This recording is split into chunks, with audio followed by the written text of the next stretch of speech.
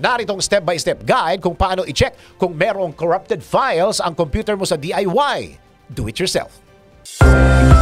Kayang-kaya mo ang kahit na ano kung ikaw mismo ang gagawa nito. Let's learn new things sa DIY. Do it yourself.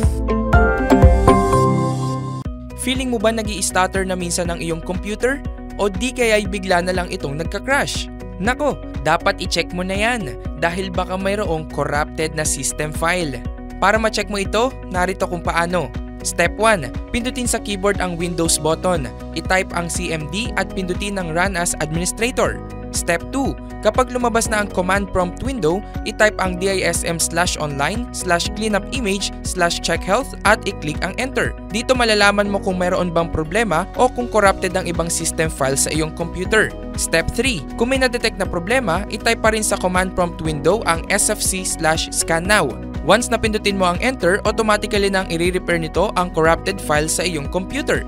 Gets mo ba? Sige nga, do it yourself!